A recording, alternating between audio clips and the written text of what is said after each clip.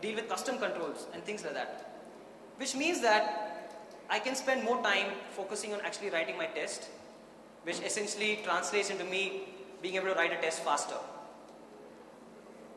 And again, if I can write my test faster, I have more time for manual testing.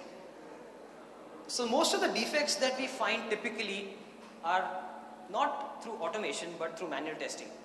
I mean, on average, how much time do we spend on automated testing versus manual testing? I mean, I'll open this out to the crowd. This side, how much time do you spend on automated testing versus manual testing? Given that you do both within your day job, would you split it between 50-50, 60-40? I mean, give me a number. 90 for manual. Sorry? 90% for manual. 90% for manual, 10% for automation. What about someone else? 70-30 the other way, 70 automation and 30 manual. Okay. So the point I'm trying to make here is that we spend a lot of time writing automated tests, and we spend a lot of time maintaining those tests, which gives us lesser time to actually do manual testing, which helps us find those hidden showstopper defects. So in this case, if I take the service testing approach, I can write my test faster, and I can basically spend more time doing exploratory testing.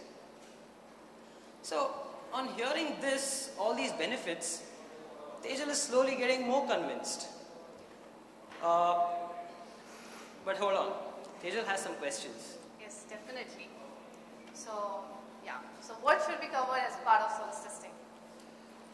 So, in my opinion, service testing should take care of testing all the business functionality. Any functionality, be it even if it's part of a single service or a combination of services, needs to be tested as part of service testing. Okay. So then what happens to UI functionality testing? UI functionality testing should be a combination of manual as well as automated UI testing. But we need to be really careful about how much we're going to automate here. As I just said, UI is subject to change, which means we'll have to spend more time maintaining them.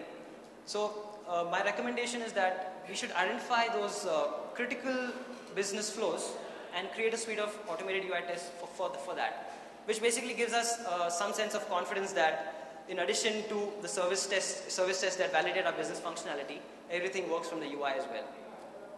Okay. Then as we know, our developers also write some more unit tests. So don't you think you're duplicating by writing some more tests? Well, yes, we definitely are duplicating some tests, but the point here is that the developers, when they test their code, they only unit test a service. What we're trying to get at is test an end-to-end flow through a combination of services, and that's where our tests come in. But the point here is that these tests run really fast. So even if there's duplication, I don't really care about it because they run so fast and they give me feedback. And also, I don't want to be biased by what the developers are writing. So I don't mind that duplication as well. That's my opinion. Okay, so now I think Tejal is happy and she might go with this concept in her current project. So now her tests are not going to be flaky, they are going to pass consistently, and also moreover she's going to get more time for manual testing and exploratory testing. And Tejal started testing happily ever after. So friends, that was our little story about test your service and not your UI. Well, but the hidden message is that you should be testing your UI as well. You should not ignore your UI at all. But the point I'm trying to make here is that you should be focusing your testing on the layer that actually does the heavy lifting, where all your business logic resides.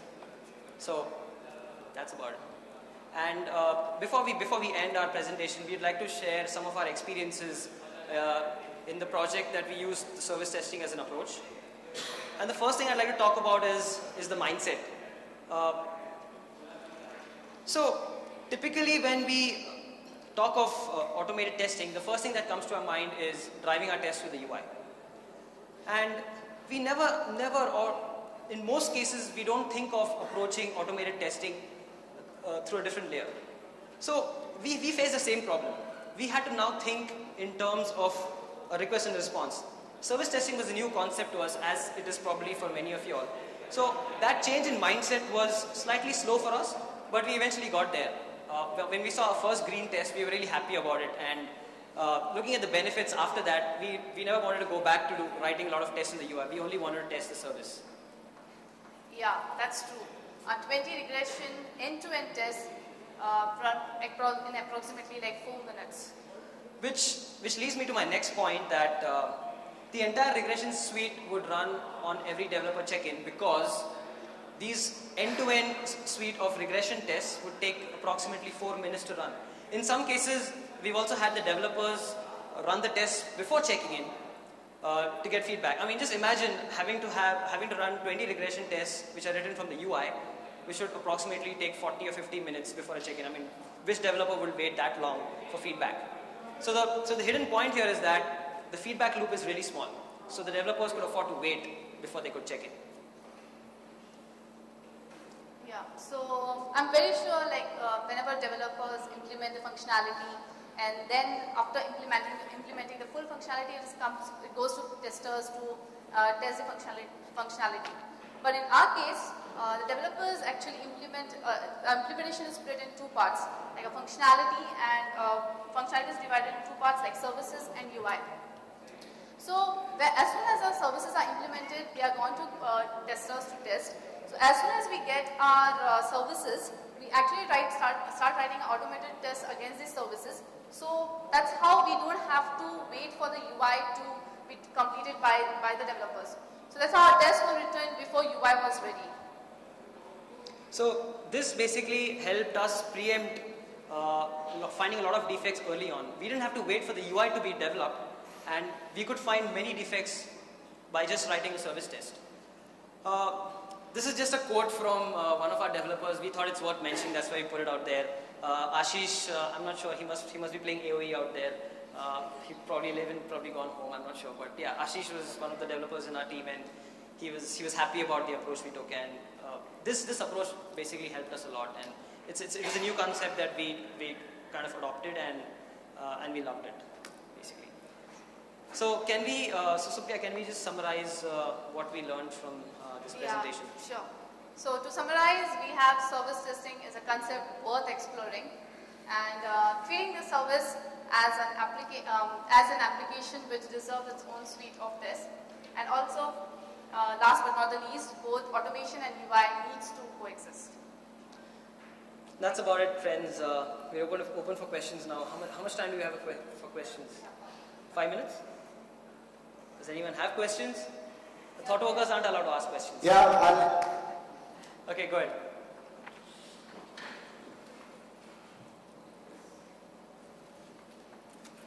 While I get the speed benefits and the robustness of testing your service layer, there's also the possible fallacy of not looking at what outputs the user expects, but looking at what output you expect the program to give you.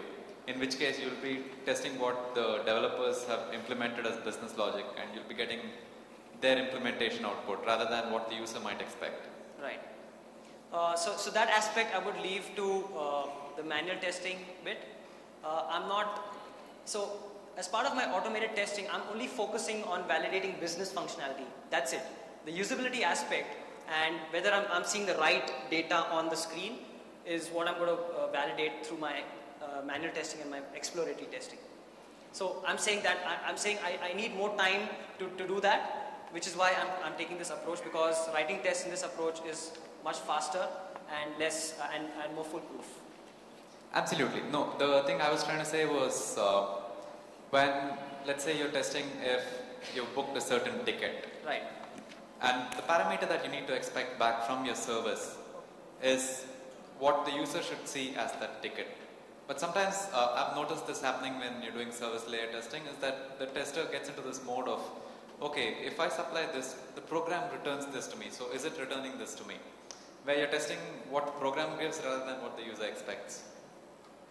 I'm guessing, do you get what I'm trying to say? Partially, but I'm not completely sure if I get what you're trying to say. So you're saying that as a service, it's returning me something, but that's not what the user has to see. There's some logic which basically changes what the service is giving me back and shows it to the user in another way.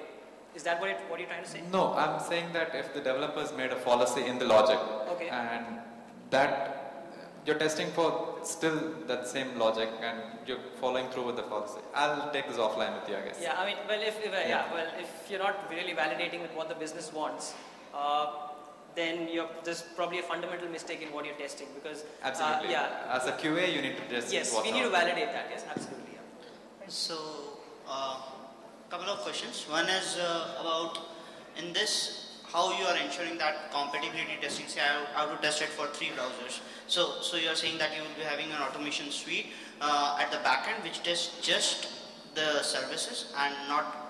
So you have to put a manual effort on 3 browsers which you want to test. Wherein if you have an automation suite on a UI, wherein you can run it on 3 different browsers and ensure that it works. Yeah.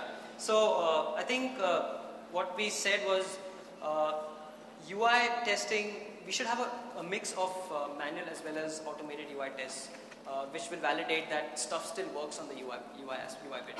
So yeah, I mean, there's no substitute to testing it from the UI as well. We should be writing a suite of automated tests from the UI as well. But again, we need to be wary about how much we are automating there. We need to consider business value and cost. Probably I can help him answer this question. It's very important basically, since I did the similar kind of testing in my career.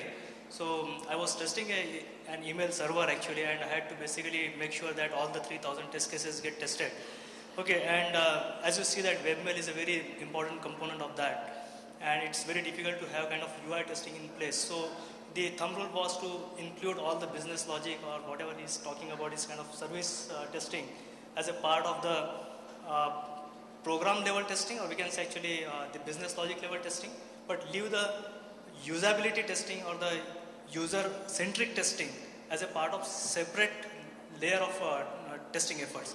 So this computing centric testing becomes a part of our, we can say, very regular practice, the fast track testing mechanism, and UI centric testing becomes kind of actually, once this is okay, once this is done, next level can be basically the UI centric. As you are saying that actually browser compatibilities, or how easy that system is designed for the use of end users. So that comes under kind of actually UI or usability testing, as you say. Sure. But implementing this service layer or kind of actually server side testing makes testers as well as developers' life very easy, and make sure that at least business is working as per the design of algorithms. Yeah. Is that right? Yeah. So Sudeep, we'll take your question offline. Yeah. We have a last question from that side. Yeah. So most of the times I've observed that whatever the service testing we are doing, service layer testing. So in request response form, we are getting whatever we have requested actually. So but in terms of UI, it is whatever the response we got, it is rendering something in the UI. Correct. So we are actually when we are doing manual testing, so we are doing all the steps whatever we have did while doing the service layer testing, right? So I think it's a redundancy of manual testing. The same thing we are executing manually, just ensuring that the the server request response is working fine. Yeah. We are doing service level testing. Yeah. So many a times what we get in the form of a response is not what we always see in the UI. So many times the developers or the requirement is that you have to modify the way the value looks onto the UI. For example, if I'm expected to see the timings on, like in this case in Book My Show, I'm expected to see the timings of shows. Maybe the response that I'm getting is some number, but I have to probably format it in a way that the UI, that it's readable in the UI. Now that's probably done at a different point and not in the service. So that's why I need to do my set of manual testing as well in order to ensure that stuff is still working. So I cannot really entirely rely on service testing. Like we had this discussion during the fishbowl, there's no substitute to manual testing, and we have to do manual testing and exploratory testing in order to make sure that business functionality still works as expected. But this is actually, I feel it's a redundancy. We are doing automation work as well as same kind of resource we are utilizing for manual work. Yeah. Same thing. It's right? debatable. There could be some bit of redundancy, but that's fine. As long as it's controlled, it's fine. It's worth it, I would say. Okay.